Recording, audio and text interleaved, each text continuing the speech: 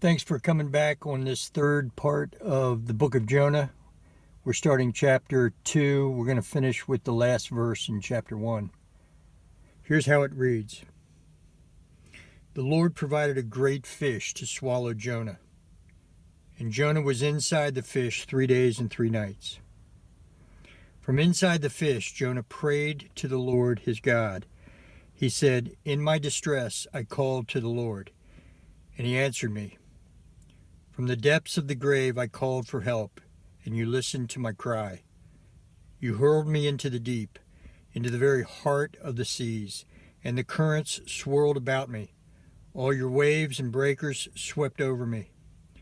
I said, I have been banished from your sight, yet I look again toward your holy temple.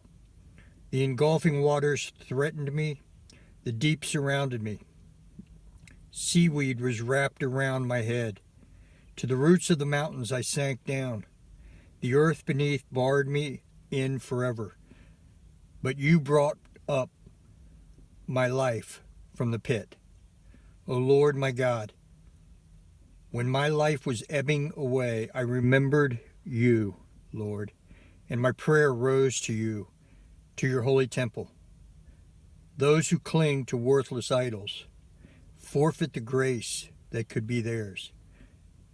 But I, with a song of thanksgiving, will sacrifice to you. What I have vowed, I will make good. Salvation comes from the Lord. And the Lord commanded the fish, and it vomited Jonah onto dry land. I want you to understand, this is the belly of the whale moment. I don't know if you've ever had a belly of the whale moment, one of those pivotal moments in your life.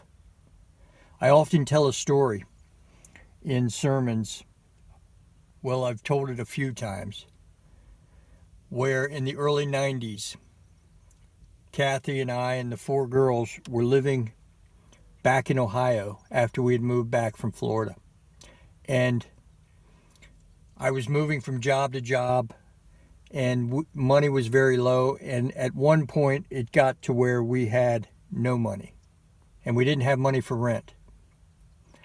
And I asked Kathy to write a check that I knew we could not cover, and I walked down a long alley to a mailbox.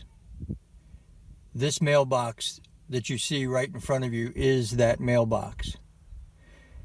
And in there was a check from my parents that covered the rent and a few weeks worth of groceries. It was the belly of the whale moment for me. It had been several years where we were moving from job to job. I was doing anything to make a living. And that was the house that we rented. And that was the long stretch of driveway that I had to walk down, thinking all the way that I was carrying a check that I could not cover, until I got to that mailbox. Our landlords were great during that time, but that wasn't the issue. The issue was that I was wrestling with the Lord. I was in that moment for about 3 years.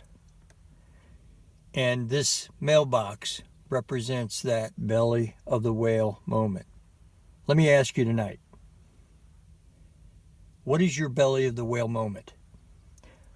What are those pivotal moments where you feel like you are in the vice grip or have been in the vice grip of life and God has you in the belly of the whale? This prayer that Jonah prayed, it says that he prayed it inside the fish. But it actually reads like a prayer that he wrote later, because I'm sure he wasn't sitting down like popular legend says inside the belly of the whale writing a prayer. He was trying to survive to the very last second of his life. He thought life was over. What are those moments where you just thought, I have messed up to the nth degree, there's no coming back from this? If you've ever had that, that's where Jonah was. And in the midst of this prayer, he says a lot of very important things. He said, "In my distress, I called on the Lord."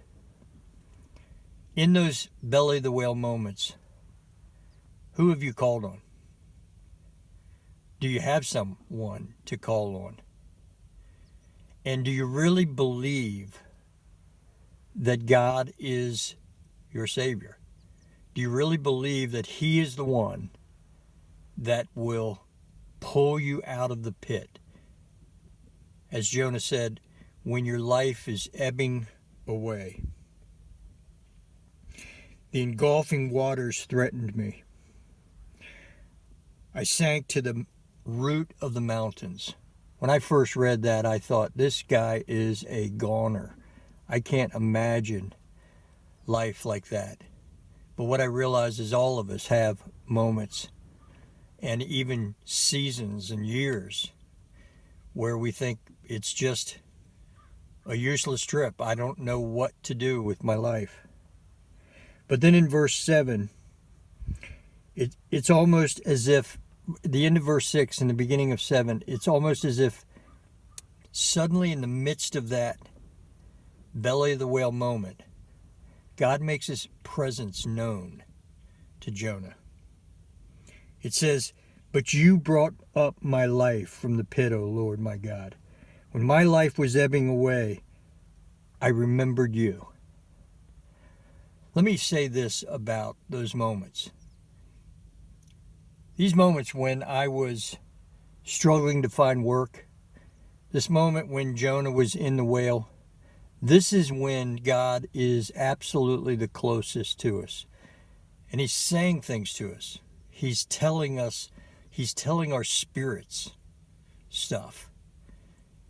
And it's us who have to remember Him. He never forgets us. Let me ask you, how is He calling out to you?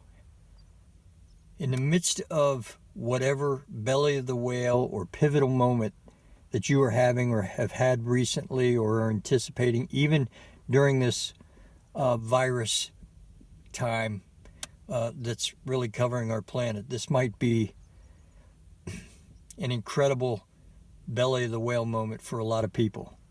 And maybe one of those people is you. In the midst of those moments, a lot of truth begins to unveil itself. And for Jonah, verse 8, he says, "Those who cling to worthless idols forfeit the grace that could be theirs." If you're hanging on to something that you shouldn't be hanging on to, you forfeit the grace that could be yours. So talk to me in the comments. I'd love to be in discussion with you tonight about maybe what it is that you need to give up. What are the things that God is revealing to you that really are of no use, that seem to be the most important things when life is going well, but when things start to get stripped away, they begin to reveal themselves for what they are. And in verse 9 he says, "But I with a song of thanksgiving." That's what we have in Jesus Christ. We have a song of thanksgiving. We have a peace that surpasses all understanding. But we let that go many times when things are going well.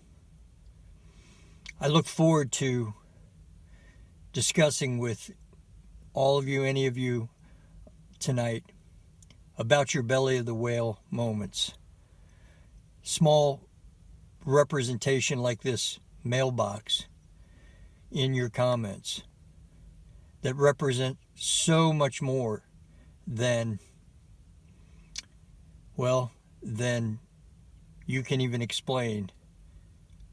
But I'd love to talk to you about it. I'd love to hear about it. Look forward to talking to you tonight.